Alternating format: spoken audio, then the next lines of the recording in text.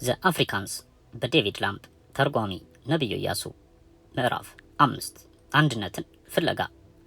ስብሰባዎች በከንቱ ጊዜ ማባከኛዎች ናቸው። በአፍሪካ አንድነት ድርጅት ዓመታዊ ስብሰባዎች ሁሉም እየተነሳ መናገር ብቻ ነው። እዚያ ተቀምጬ የሁሉንም ንግግር መስማት በንዴት የሚያስጮኝ ይመስለኛል። አልሃጂ ኦማር ቦንጎ የጋቦን ፕሬዝዳንት በየዓመቱ ክረምት መግቢያ ላይ በዓለም ላይ ከፍተኛ ስጋት የተደቀነባቸውን የፖለቲካ ስራዎች የያዙት 50 ሰዎች በአንድ የአፍሪካ ከተማ ይሰበሰቡና የአህጉሪቱን ጉዳዮች ይወያያሉ። ይህ የአፍሪካ አንድነት ድርጅት ዓመታዊ የመሪዎች ስብሰባ ለመሪዎቹ እፎይታን የሚሰጥ መድረክ ነው። ብዙውን ጊዜ ከአገራቸው ግዙፍ ችግሮች ሸሽቶ ለመሰንበት እድል ይፈጥርላቸዋል። የአፍሪካን ልማት የሚያጓትቱ አያሌ ችግሮች ማለትም ከጦርነት፣ ከድርቅ፣ ከረሃብ፣ ከሀያላን ጣልቃ ገብነት፣ ከድንበር ግጭቶች፣ ከኢኮኖሚ ውድቀቶች፣ ብቃት ከጎደለው አመራር፣ ከርዕዮተ ዓለም ልዩነቶች፣ ከሰብአዊ መብት ረገጣዎች፣ ከፖለቲካ አለመረጋጋት፣ ከወሊድ ቁጥር መናር ሸሽተው የሚሰነብቱበት ሰሞን ነው። ስብሰባው የሚጀምረው በወንድማዊ መተቃቀፍና ስለ አንድነት በመማጸን ነው። ከ3 ቀን በኋላ ሲጠናቀቅ ፕሬዝዳንቶችና ጄኔራሎች በመጣደፍ ወደየ ሀገሮቻቸው ይመለሳሉ።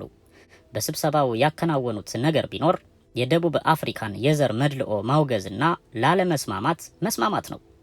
እነዚህ ሰዎች በአንድም ጉዳይ ላይ እንዲስማሙ ለማድረግ መሞከር በጊታር ላይ ሽንትን እየሸኑ የሙዚቃ ድምፅ ለማውጣት እንደመሞከር ነው ሲሉ የሞሪሼስ የውጭ ጉዳይ ሚኒስተር ሃሮልድ ዋልተር ከአንድ ዓመታዊ ስብሰባ ሲወጡ ተችተዋል። በ1963 አፍሪካ አንድነት ድርጅት የተመሰረተው በተባበሩት መንግስታት አመሰራረት መሰረት ነው። ከደቡብ አፍሪካ በቀር ሁሉም የአፍሪካ ሀገሮች የድርጅቱ አባሎች ናቸው። ለነገሩ አፍሪካ አንድነት ድርጅት ለጥቁር አፍሪካውያንና ለአረቦች በአንድ ድምፅ ለመናገር ጥሩ ዕድል ፈጥሮላቸዋል። የአፍሪካን ችግሮች ለማጥናትና መፍትሄ ለማስገኘት መድረኩን አመቻችቷል።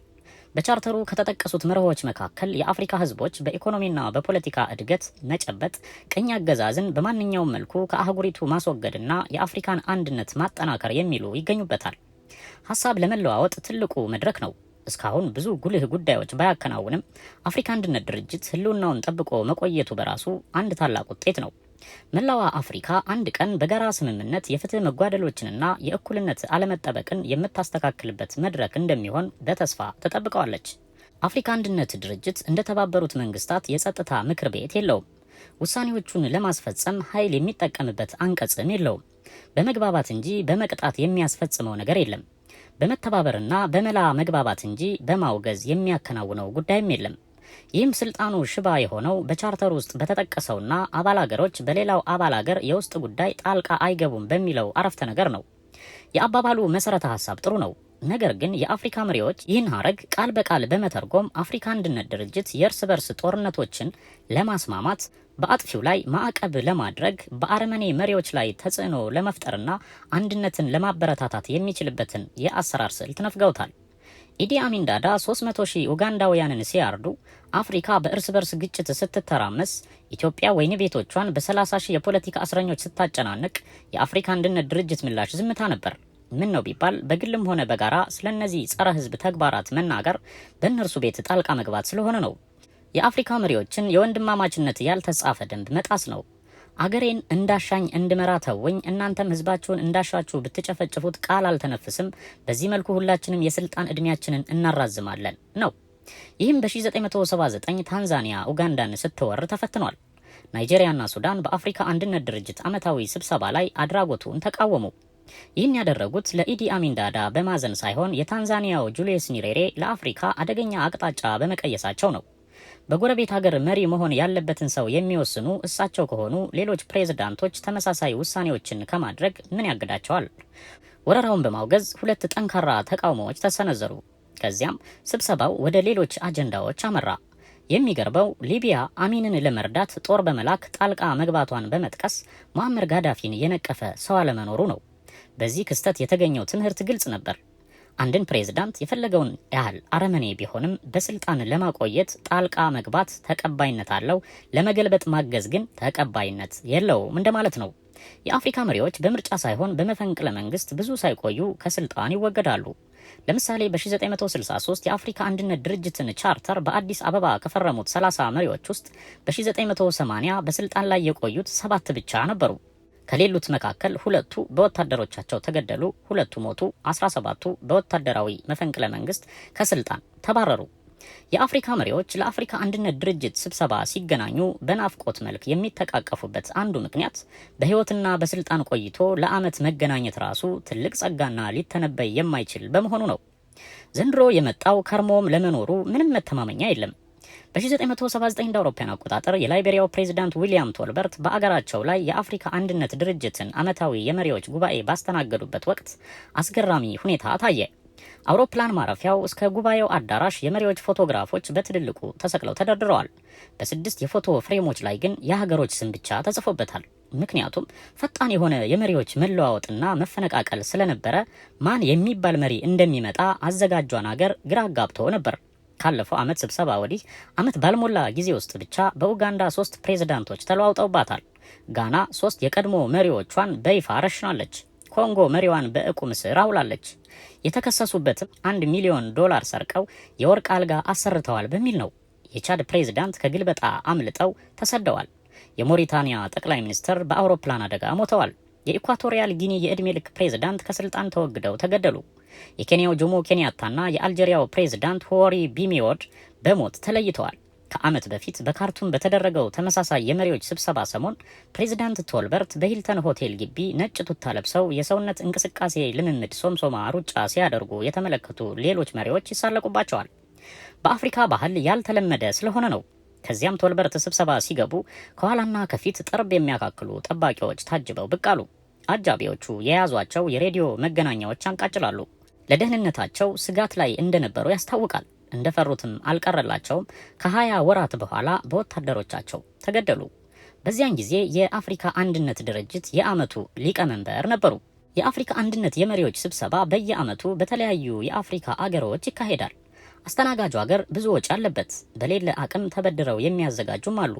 ጋቦን በ1977 $1 ቢሊዮን፣ ሴራሊዮን በ1980 ዓ.ም $200 ሚሊዮን በማውጣት የጉባኤ አዳራሽ አሰርተው ነበር። ለሆቴሎችና መንገዶች ማሰሪያ፣ ለእንግዶች ማመላለሻ መኪናዎች፣ ለጋዜጠኞች ማጓጓዣ አውቶቡሶች፣ ለአጃቢ ትራፊክ ፖሊሶች ሞተር ብስክሌቶች መግዣ ወዘተ ብዙ ገንዘብ ያወጣሉ። ስብሰባው ከ3 ቀን በኋላ ሲጠናቀቅ ጉባኤ አዳራሹም ያለ ስራ አፉን ከፍቶ ይቀራል። ሆቴሎችም የሚያስተናግዱት ስለማይኖር እየከሰሩ በመንግስት ድጎማ ይቀጥላሉ።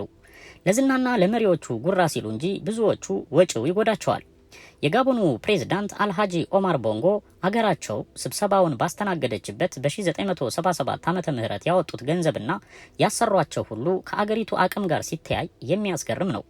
በነገራችን ላይ ኦማር ቦንጎ በዚያ ወቅት ፕሬዝዳንት ብቻ ሳይሆኑ የፕላንና መርሃ ብሔር፣ የትምህርት፣ የማህበራዊ ጉዳይ ሚኒስትርነቱን ደርበው ይዘዋል።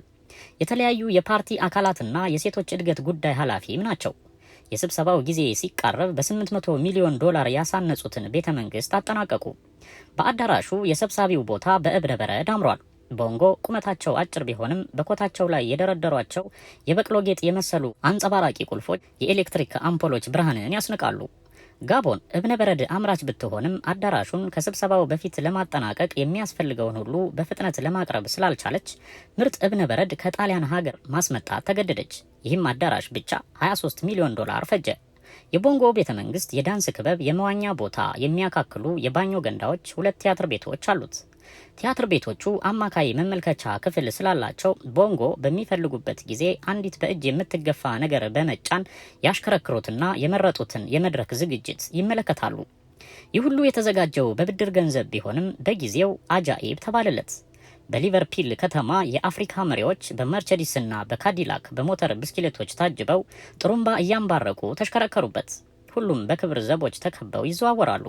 የራሳቸው የቦንጎ ክብር ዘቦች እንደ ሞቦቱ ሴሴ ሴኮ ሁሉ የሞሮኮ ወታደሮች ናቸው። የአገራቸውን ወታደር አላመኑም። የኢዲ አሚን ዳዳ ጠባቂዎች ደግሞ ፍልስጤማውያን ናቸው። የጋቦን የክብር ዘብ በጉባኤው አዳራሽ መግቢያ ተሰልፎ በወርቅ ሻምላዎች ሰላምታ በማቅረብ ይቀበላል። የጋቦን ወታደሮች በየኮሪደሩ እየተዘዋወሩ የጋዜጠኞችን ድምፅ መቅጃዎች ሳይቀር በመፈተሽ መልእክት ማስተላለፊያ ያለመሆኑን በማረጋገጥ በሙሉ የጦር ሜዳ አለባበስ ቅኝት ያደርጋሉ። የሊቨርፒል ከተማ ሴቶች ፕሬዝዳንቶችን እየጨፈሩ እንዲቀበሉ በመታዘዛቸው ከአውሮፕላን ጣቢያው እስከ ሆቴሎችና እስከ ጉባኤው አዳራሽ ተደርድረው ይጨፍራሉ። ሴተኛ ዳሪ የሚባሉ ማስጠንቀቂያ ተሰጥቷቸውና ግማሾቹም ታፍሰው ተወስደው አንድ ሰው አይታይም። የተሰጣቸው ማስጠንቀቂያ በስብሰባው ሰሞን አካላችሁን ሳይሆን ልባችሁን ክፈቱ የሚል ነበር። ቦንጎ ለዚያው ሰሞን ወደ ጆሃንስበርግ ደቡብ አፍሪካ የሚደረገው መደበኛ የአውሮፕላን በረራ እንዲቋረጥ አደረጉ። ከሮዴሺያ እያስመጡ በየሆቴሉ የሚያድሉትን ስጋም ከቦትስዋና እንደሚመጣ አስመስለው ለማስወራት ሞከሩ። አንድ ጋዜጠኛ አውሮፕላን ማረፊያ እንደደረሰ ከሳልስበሪ መምጣቱን ሲገልጥላቸው ወዲያው ወደ መጣበት መለሱት። ከሁለት ቀን በኋላ ጉዳዩ ሲጣራ ግን ጋዜጠኛው የመጣው ነፃ ካልሆነችው ከሮዴሺያ ዋና ከተማ ሶልስበሪ ሳይሆን እንግሊዝ ሀገር ካለችው ሶልስበሪ መሆኑ ታወቀ። በዚያው ቀን ከባንግላዴሽ የመጡ 2 ዲፕሎማቶች የታዛቢነት ወንበር እንዲፈቀድላቸው ጠየቁ። አዘጋጁ ኮሚቴ ባንግላዴሽ የሚለው ስም አዲስ የተቋቋመ የአፍሪካ የነጻነት ንቅናቄ መስሎት ለሁለቱ ሰዎች የተወካይነት ወንበር ፈቀደላቸው። በሌላ በኩል ከሳኦ ቶሜና ፕሪንቼፒ የመጡ ተወካዮች ከአፍሪካ ውጪ የመጡ ስለመሰላቸው የተወካይነት ካርድ ለመስጠት ብዙ አቅማሙ። በኋላም በእርግጥ ሳኦ ቶሜ አፍሪካ ውስጥ ናት በማለት አንድ የኮሚቴው አባል ጠየቀ።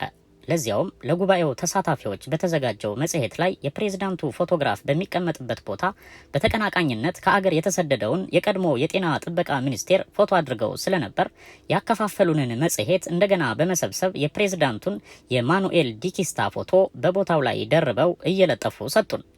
በአፍሪካ አንድነት ድርጅት ዓመታዊ ስብሰባ ላይ ከሚገኙት 70 የሚሆኑ ጋዜጠኞች መካከል የአፍሪካውያን ጋዜጠኞች ብዛት ከ6 አይበልጥም። የተቀሩት በሙሉ ምዕራባውያን ናቸው። የ3 ቀኑ ስብሰባም ትዕግስት የሚያስጨርስና ተስፋ የሚያስቆርጥ አይነት ነው። ከመክፈቻውና ከመዝጊያው ስነ ስርዓት በስተቀር የተቀረው የስብሰባው ጊዜ በዝግና በሚስጥር የሚካሄድ ነው። ሆቴል የማያገኙ ጋዜጠኞች ስለሚኖሩ አንድ ጊዜ ላይቤሪያ አንድ የጥንት መርከብ እንደ ሆቴል በመጠቀም ለጋዜጠኞች መሰንበቻ እንዲሆን አድርጋ ነበር። ለዚያውም ለጋዜጠኞች መግለጫ መስጠት ያልተለመደ ስለሆነ ያለ ሪፖርት ሲጉላሉ መሰንበት የተለመደ ነው። አሜሪካ፣ እንግሊዝ፣ አውስትራሊያ ወጣትና ስለ ድርጅቱ ለስብሰባዎች ልዩ ጥናት ያደረጉ ዲፕሎማቶችን በተመልካችነት ስለሚልኩ ሚስጥሮች ያገኛሉ። እነዚህ ዲፕሎማቶች በገንዘብ የያዟቸው የአፍሪካ ልዑካን ስላሉ ማታ ማታ በሆቴላቸው እየተገናኙ በሚስጥር ስለተያዘው አጀንዳና ውይይት ይነጋገራሉ። እነዚህ አርዕስተ ጉዳዮችን ብዙውን ጊዜ ስለ ነጻነት ንቅናቄዎች፣ ስለ እርስ በርስ ጦርነቶች፣ ስለ ሰብአዊ መብት ፖሊሲ ስለሆኑ በጉባኤው ውሳኔ አያገኙም። ነገር ግን የአፍሪካን አስተሳሰብ ስለሚያንጸባርቁ የተባለውን ሁሉ ሚስጥር በማዘግዘግ ዲፕሎማቶቹ ለሀገሮቻቸው መንግስታት ያስተላልፋሉ። በጉባኤው አዳራሽ የአንድነት ስሜት የሚንጸባረቀው በመፈክሮቻቸውና በመዝጊያው ስነ ስርዓት ላይ ብቻ ነው። ለዝግ ስብሰባ በሮች ሲቆለፉ መሰዳደብና ጠብ ይጀምራል። በየዓመቱም በዝግ ስብሰባ ወቅት ቢያንስ አንድ የቦክስ ትርኢት ይፈጠራል። ፕሬዝዳንቶቹ ሲደባደቡና ሲሽሟጠጡ አስተርጓሚዎች በመደንገጥ እየተንተባተቡ ያስተረጉማሉ። የስብሰባው ሊቀመንበርም ስነ ስርዓት እያሉ በመጮህ ሁሉም ሲንጫጩ አፍሪካ በየጎራው ትከፋፈላለች። ተራማጅ ነን የሚሉት በአንድ ወገን፣ አፍቃሪ ምዕራብ የሆኑት በሌላ ወገን፣ ለዘብተኞች በሌላ ጎራ መቧደን ይጀምራሉ። በዚህ ላይ የክርስቲያን ሀገሮች አሉ፣ የእስላም ሀገሮች አሉ፣ አረቦች አሉ። ጥቁር አፍሪካውያን በሌላ በኩል ይወግናሉ። ፈረንሳይኛ ተናጋሪ ሀገሮች እንግሊዝኛ ተናጋሪ ነን ከሚሉት ራሳቸውን መለየት ይቃጣቸዋል። በተጨማሪም 5 ፖርቹጊዝ ተናጋሪና 1 ስፓኒሽ ተናጋሪ ሀገር ኢኳቶሪያል ጊኒ ከሌሎች እንለያለን ባይ ናቸው። በውስጥ ጉዳይ ጣልቃ በመግባት የሚሻኮቱ ጎረቤት ሀገሮችን በርካታ ናቸው።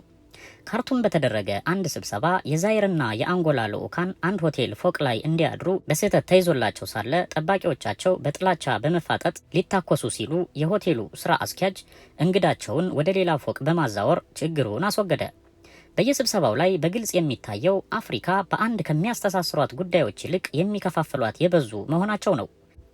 በ1982 እንደ አውሮፓውያን አቆጣጠር በምዕራብ ሰሃራ ጉዳይና በሙአመር ጋዳፊ የአፍሪካ አንድነት ድርጅት ሊቀመንበርነት ጉዳይ ላይ አፍሪካ በከፋ ደረጃ ተከፋፍላ ብዙ መሪዎች ከሊቢያው ስብሰባ ራሳቸውን በማግለላቸው ዓመታዊው ጉባኤ በምልአተ ጉባኤ መጓደል ምክንያት ፈረሰ። ከጥቂት ወራት በኋላ እንደገና በትሪፖሊ እንዲደረግ ተሞክሮ ዳግም ከሸፈ። የአሁኑ አወዛጋቢ ነጥብ ደግሞ ቻድ በየትኞቹ ተቀናቃኝ ቡድን ትወከል የሚለው ጭምር ነበር።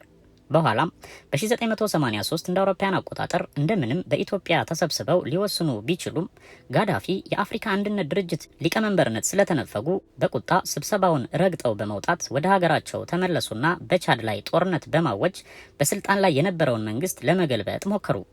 በዚህ መልኩ ለአፍሪካ አንድነት ማለት እንደ ህልም ሆነ። የአንዱ አገር መሪ ምሁር ሲሆን የሌላው በውል ፊደል ያለየ ነው።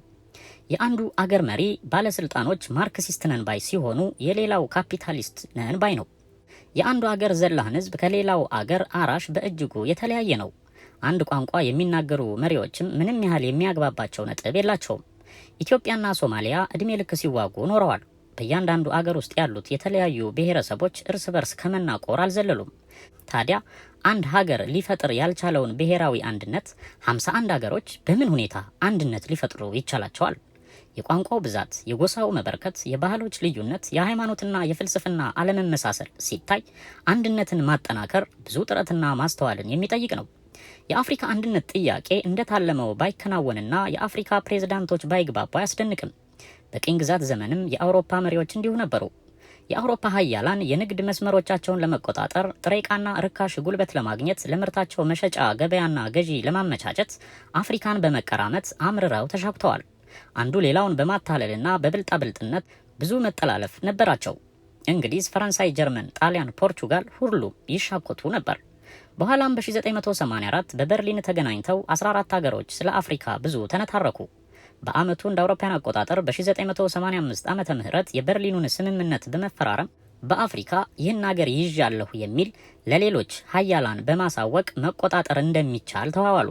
በዚህ ውል መሰረት ለተከታዩ 15 ዓመት የሀያላኑን የተጽዕኖ ክልል በመለየት ለበላይነት ላለመፎካከር ተስማሙ።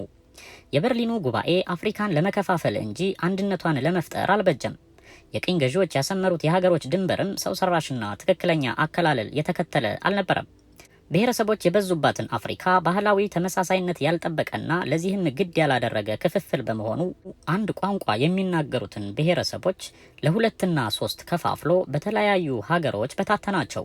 ለምዕተ ዓመታት በቋንቋ ተመሳሳይነትና በጋራ ቅርስና ታሪክ ተሳስረው የኖሩትን ህዝቦች በመለያየት ለትውልዶች የሚተርፍ ችግር ፈጠሩ።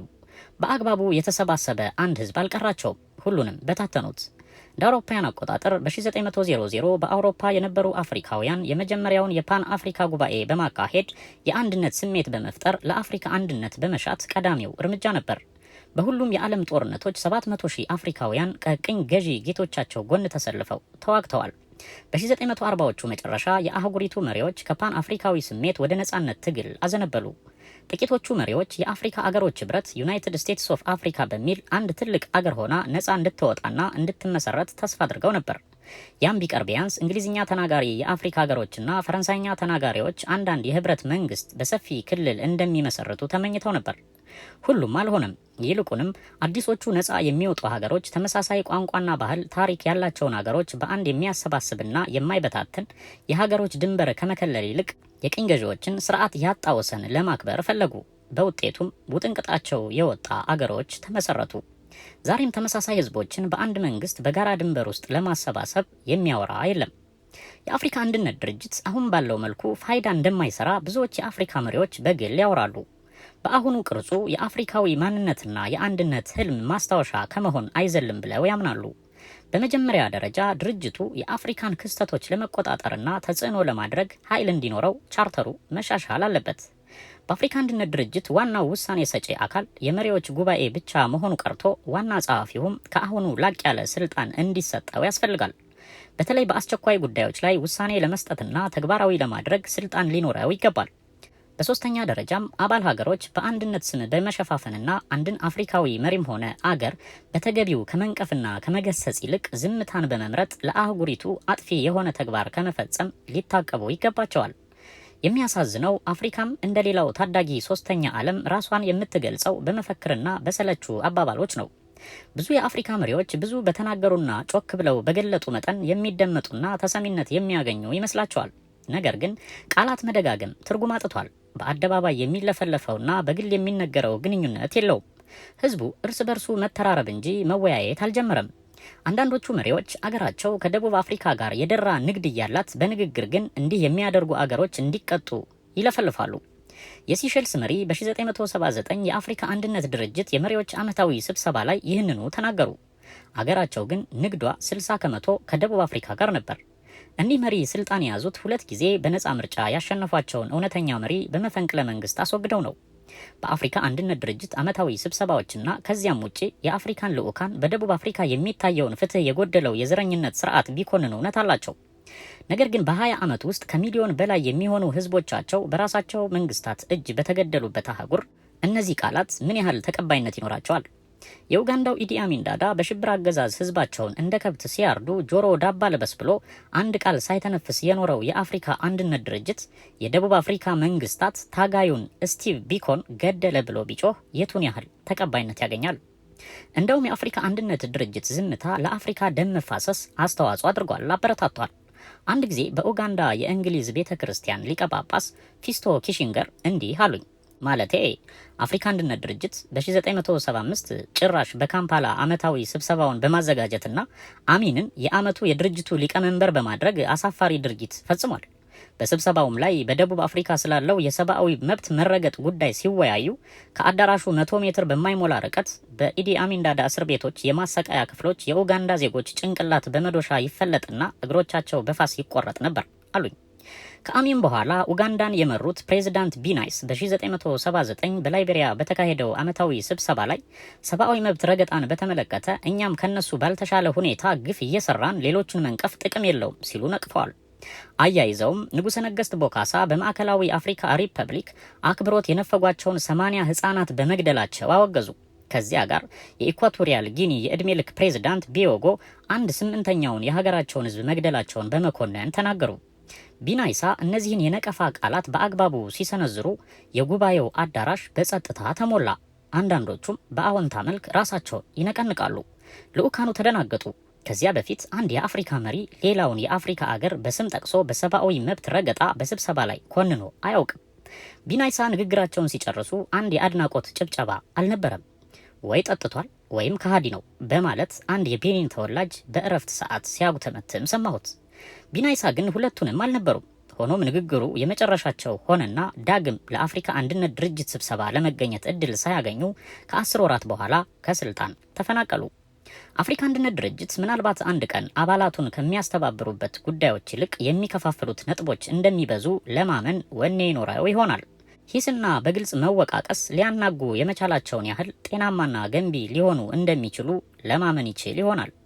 ልዩነቶች ያሏቸው አገሮችም የጋራ ጥቅማቸው አደጋ ላይ የሚወድቅ ከሆነ በህብረት እንደሚቆሙ ድርጅቱ አንድ ቀን ዋስትና ይሰማው ይሆናል። የኢትዮጵያ ንጉሠ ነገሥት ቀዳማዊ ኃይለ ሥላሴ በ1963 እንደ አውሮፓውያን አቆጣጠር አፍሪካ አንድነት ድርጅት ሲመሰረት ከስልጣን ከመባረራቸው ከ12 ዓመት በፊት ማለት ነው ባደረጉት የመክፈቻ ንግግር የምንሻው አንድነት የሚመጣው ቀስ በቀስ ነው ሲሉ ተንበየዋል። ዛሬ የዚያን አስተያየት ትክክለኛነት የሚያስተባብል የለም። ምዕራፍ 6 የላይቤሪያ ሁኔታ። በ1816 የአሜሪካ ምክር ቤት ለሰው ልጅ ፍቅር ያላቸውን አሜሪካውያን በቡድን በማደራጀት መርከብ ተኮናትረው ወደ ቅድመ አያት ሀገራቸው ወደ አፍሪካ መመለስ የሚፈልጉ ነፃ የወጡ ባሮችን እንዲያጓጉዙ አደረገ። ለዚህም ተግባር ምክር ቤቱ $100,000 በመለገስ መርከቦች እንዲዘጋጁ ሆነ። ከ6 ዓመታት በኋላ በተከታታይ 45,000 የቀድሞ ባሮች ወደ ምዕራብ አፍሪካ ተመለሱ። መኖሪያ ሀገራቸውንም ላይቤሪያ ብለው ሰየሙ። ሊበሪቲ ወይም ነጻነት ለማለት ነው። ዋና ከተማቸውንም በዘመኑ የአሜሪካ ፕሬዝዳንት ጄምስ ሞኖር ስም ሞንሮቪያ ብለው ሰየሟት። በ1947 ላይቤሪያ የመጀመሪያዋ የአፍሪካ ሪፐብሊካዊ አገር ሆነች።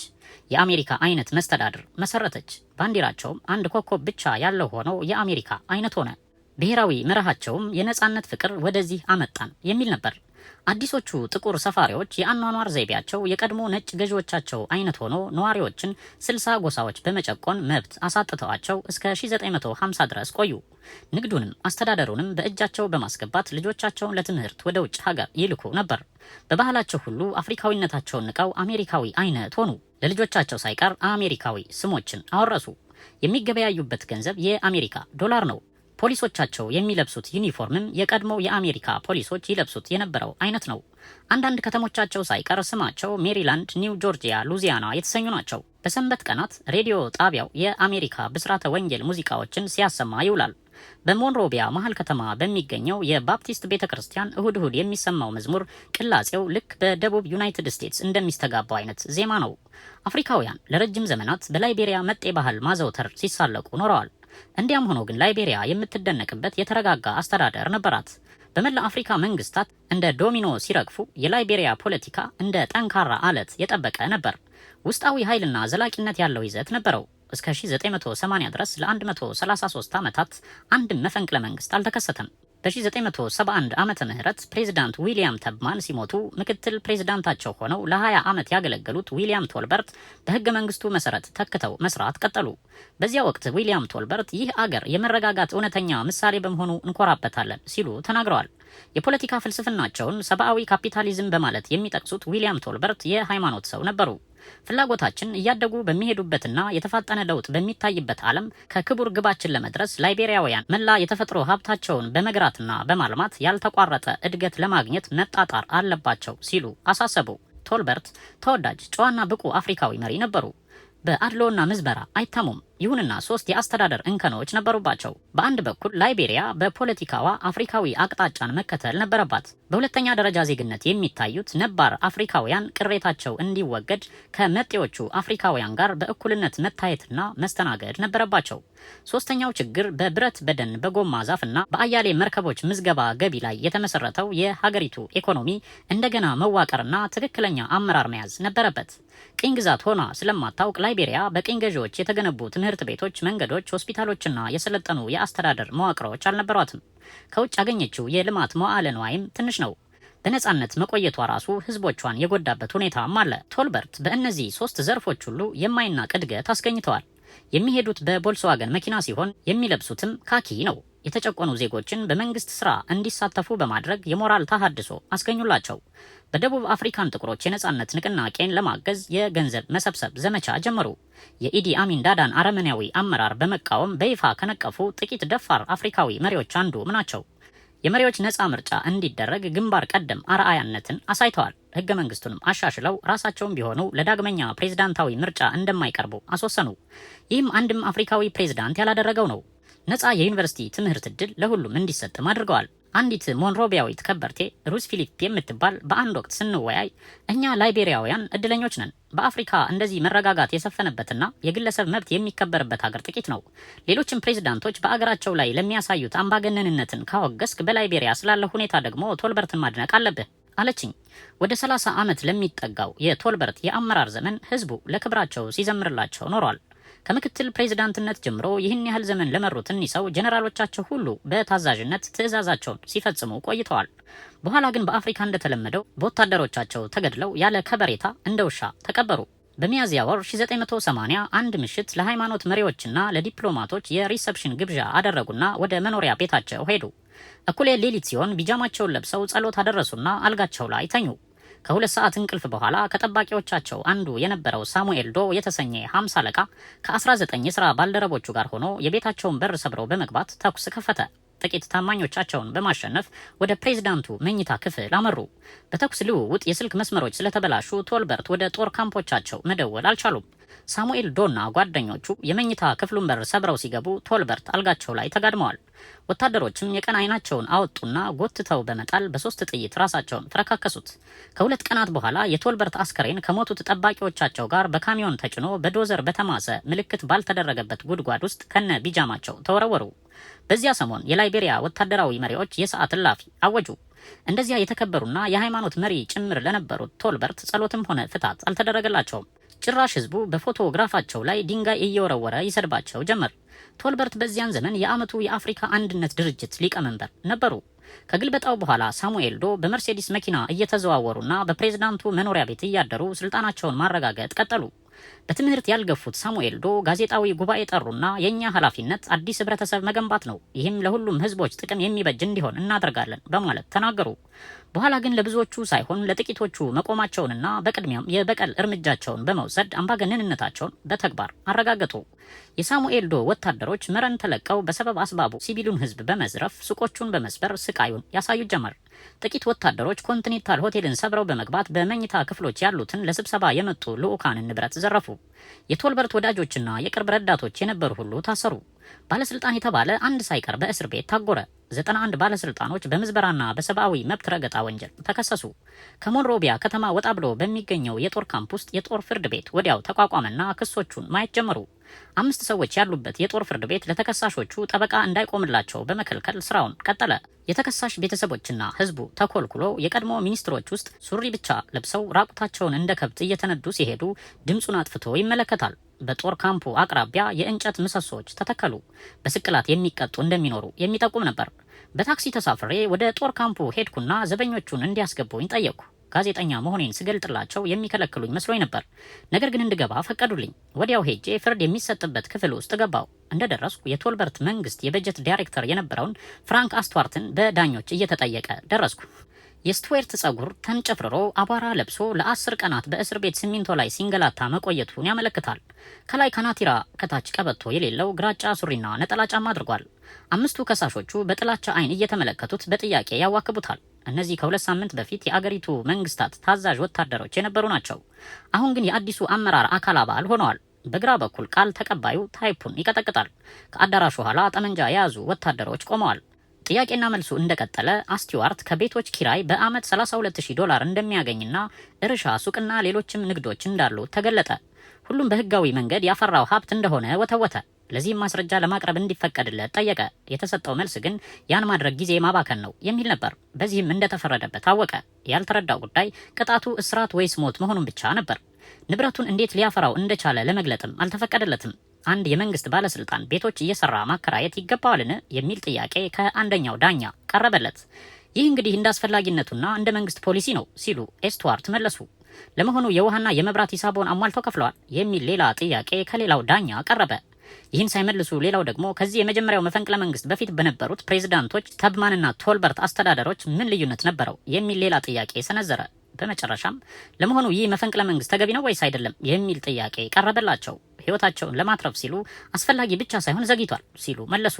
ጠያቂያቸው ፈገግ አለና ጨርሰናል አለ። በተከታዩ ቀን ሳሙኤል ዶ ለጋዜጠኞች መግለጫ ሰጡና ሲጨርሱ የማስታወቂያ ሚኒስትራቸው ገብርኤል ኒሞኒ በ8 ተኩል እርምጃ የሚወሰድባቸው የቀድሞ ባለስልጣኖች ሲገደሉ እንድንመለከት ጋበዙን። በቦታው ስንደርስ በሺህ የሚቆጠር ህዝብ ተሰብስቧል። የተፈረደባቸው 13 የቶልበርት ባለስልጣኖች በኩምቢ መኪናው ውስጥ ሆነው ይቁለጨለጫሉ። ያመጧቸው ወታደሮች ይሳለቁባቸዋል። 50 አለቃ ሳሙኤል ዶ በስፍራው እንደደረሱ 9 ወንጀለኞች የሚባሉት ተጎትተው ተወሰዱና ከአንዳንድ የተተከለ ግንድ ጋር ታሰሩ። የውስጥ ሱሪ ብቻ እንደለበሱ ናቸው። የተናደደ መልክ የሚታይባቸው አሉ። የቶልበርት ወንድም የነበሩት ፍራንክ ቶልበርት በድንጋጤ ተዝለፈለፉ። አስቲዋርት ሁኔታውን ባለማመን አይናቸውን አፍጥጠው ህልም መስሏቸዋል። የገንዘብ ሚኒስትር የነበሩት ጄምስ ፊሊፕስ የውስጥ ሱሪያቸውን አረጠቡት።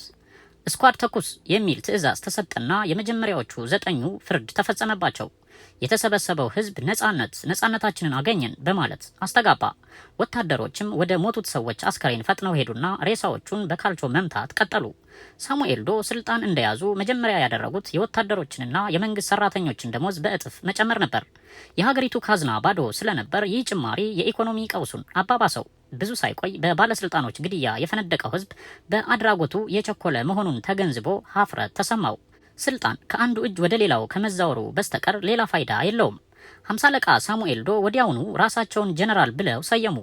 በየጠዋቱ ጸጉር አስተካካይ ወደ መኖሪያ ቤታቸው እየመጣ አፍሮ ጸጉራቸውን እያበጠረ ያስተካክላል። በሞተር ብስክሌተኞች ታጅበው እየተዘዋወሩና በተቃዋሚዎቻቸው ላይ በዝግ ችሎት እየፈረዱ በህዝብ ፊት በመግደል ስልጣናቸውን አጠናከሩ። አሜሪካም በምዕራብ አፍሪካ ያላትን ተጽዕኖ ክልል ላለማጣት እንደ ጀግና ተንከባከበቻቸው። ቶልበርትን በመግደል ዶና ፖለቲከኛ ወታደሮቻቸው የላይቤሪያን ችግሮች ምልክቶች ብቻ ነው ያወቁት። የችግሮቹ ምክንያቶች ግን አልተመረመሩም። መንግስትን መምራት መፈንቅለ መንግስት እንደማካሄድ ቀላል አልሆነላቸውም። የመንግስት ባለስልጣኖችን ግድግዳ አስደግፎ መግደል ቀላል ሲሆን ለብሔራዊ ችግሮች መፍትሄ ማመንጨትና ተግባራዊ ማድረግ ግን በጣም የተወሳሰበ ሆነባቸው። ህዝቡም ነጻነት ከጠመንጃ አፈሙዝ ሊመጣ እንደማይችል ተገነዘበ። ከወታደሩ መፈንቅለ መንግስት የተገነዘቡት አንድ ግልጽ ነገር ይህ የላይቤሪያ የመጀመሪያ የስልጣን ንጥቂያ የመጨረሻው እንደማይሆን ነው። በላይቤሪያ የተካሄደው መፈንቅለ መንግስት እያንዳንዱን የአፍሪካ ፕሬዝዳንት ከነከነው። የአመቱ የአፍሪካ አንድነት ድርጅት ሊቀመንበር በጥቂት ወሮ በሎች የሚገደል ከሆነ ማን መተማመን ይችላል? ማንም። ከዚህ የሚድን የለም። የፖለቲካ መረጋጋት በጥቁር አፍሪካ ይገኛል ማለት የማይጨበጥ ቅዠት ይሆናል። ማንኛውን መንግስት በቀላሉና በድንገት እንደ ፕሬዝዳንት ቶልበርት ሊገለበጥ ይችላል። በአፍሪካ ከሚታየው የስልጣኔ ጭላንጭል ጀርባ ኋላ ቀር የሆነ አረመኔያዊ ባህሪ እንደ ታሰረ አንበሳ በሰው ላይ ለመዝለል እድል እስኪያገኝ አፍጥጦ ይጠብቃል። የቶልበርት አወዳደቅ ለሌሎች የአፍሪካ ፕሬዝዳንቶች ውድቀት ምክንያት በሆኑት ጉዳዮች ላይ የተመሰረተ ነው። መጀመሪያ የህዝቡን ፍላጎትና የሚጠብቀውን ተስፋ አነሳሱ። በኢኮኖሚና በማህበራዊ እድገት ብዙ ተስፋ አሳደሩ። ከገቡት ቃል እውን ያደረጉት ግን ኢምንት ነው። በሁለተኛ ደረጃ ምዝበራን በመፍቀድ በሀብታምና ድሃው መካከል ያለው ልዩነት እጅግ እየሰፋ አፍሪካውያን ሊቀበሉት ከሚችሉት በላይ እንዲሄድ አደረጉት። በኋላም ህዝቡ ከፍርሃትና ከለዘብተኝነት የሚያሳየው የማስመሰል አክብሮትና ፍቅር እውነት መስሎ ታያቸው። በመጨረሻም ራሳቸው በፈጠሩት ስርዓትና ለማሻሻል በሞከሩት አመራር ተደመሰሱ።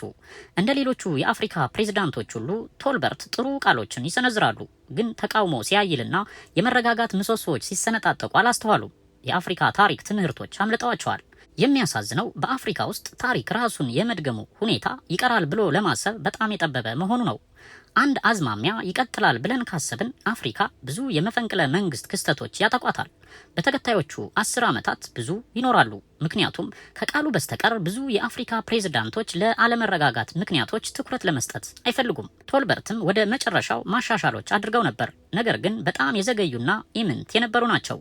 እንደውም ያስገኙት ነገር ቢኖር ለተቃዋሚዎቹ ቅስቀሳ ተጨማሪ በር መክፈት ነው። በዚህ ምክንያት ፕሬዝዳንቶች ፖሊሲዎቻቸውን ለማሻሻል ይፈራሉ። ይህንንም አሻፈረኝ በማለት የፈሩት እንዲደርስ የሚያደርግ ሁኔታን ይፈጥራሉ። ለቶልበርት መገደልና ለሳሙኤል ዶ ወደ ስልጣን መውጣት ምክንያት የሆኑ ድክመቶች በየትኛውም የአፍሪካ አገር ከላይቤሪያ በከፋ ሁኔታ ይታያሉ። የአገሮች ኢኮኖሚ እየሟሸሸና ፕሬዝዳንቶችም የህዝቡን የመናገር መብት እያፈኑ በሄዱ ቁጥር የሚኖረው መጨረሻ አንድ ብቻ ነው። የአፍሪካ አለመረጋጋት እንደውም ገና መጀመሩ ነው እያለ ይቀጥላል። ቀጣዩንም ክፍል በቀጣይ ጊዜ ይዘንላችሁ እንቀርባለን። በያላችሁበት በሰላም ቆዩን።